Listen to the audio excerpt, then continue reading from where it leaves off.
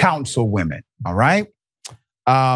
One is accused of saying she's going to slit the throat of the other. Let's put them up full mass. Interesting story here.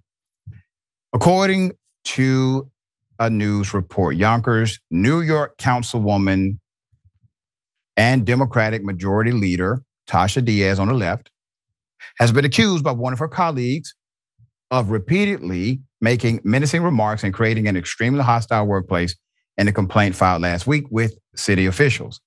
The most recent example cited in the letter is also the most extreme. Councilwoman Diaz is accused of saying that she wanted to slit Councilwoman Corazon Pineda-Isaac's throat. She's on the right. After the Councilwoman Pineda-Isaac voted on January 2nd against continuing Diaz's role as Democratic Majority Leader for 2 more years.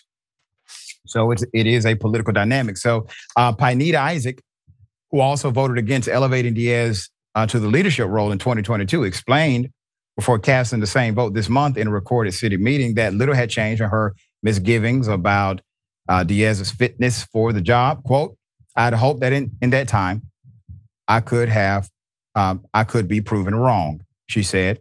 "I believe that I was not proven wrong, and that the level of unprofessionalism, the lack of decorum, and disregard for others remains," end quote. Diaz, sitting next to her, said nothing in response, but shortly after the 14-minute meeting ended, someone who claims to have been within earshot of Diaz allegedly heard her make an alarming remark while she was still in the chambers. That person told the USA Today network in an interview that Diaz said, quote, "I need to get out of here before I slit this throat," end quote. Diaz then repeated that line in front of a group gathered in the council president's office next to the chamber, according to an interview with someone who allegedly heard the second remark. The only difference in that person's recollection was the use of the word slit instead of slice. Both alleged witnesses spoke to the USA Today network on the condition that their names would not be used for fear of retaliation. Imagine how I felt being aware of that, Pineda-Isaac wrote in the January 24th letter to Carlos Moron, the city's human resource commissioner. Quote, "Imagine coming to work and having to sit next to someone who has made such violent remarks," end quote.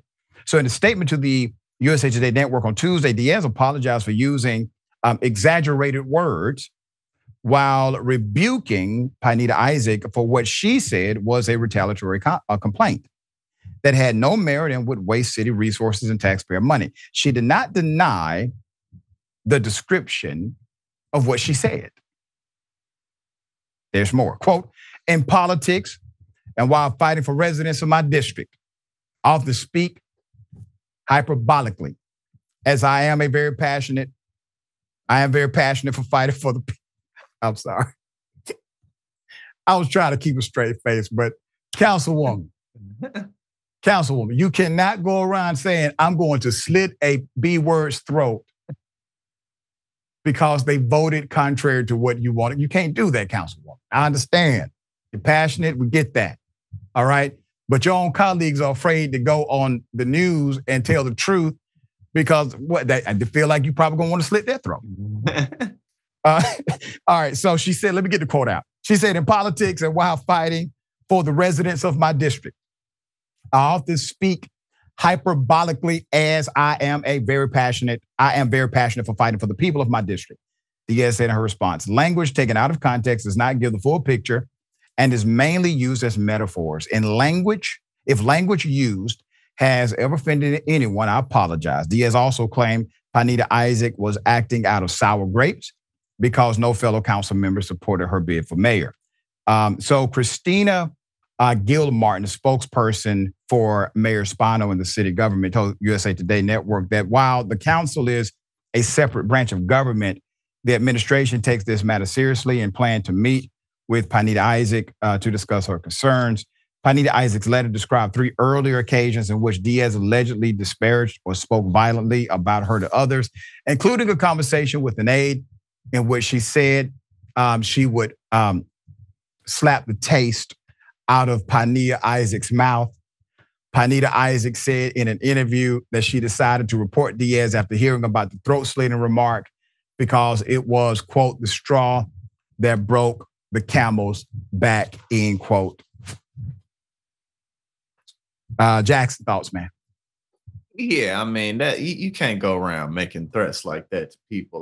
Like you said, I understand that you're passionate, but that's like you could have said many other things other than that. You know, that's crossing lines to where it's like, dang, I got to worry about my safety around this person. You know what I'm saying? Like, I don't know how to really to respond to if somebody said they was gonna slice my throat. Like, I would take that seriously. Like, yeah, for you to even say that, you know, I was like, oh, I'm gonna have to keep my eye on you.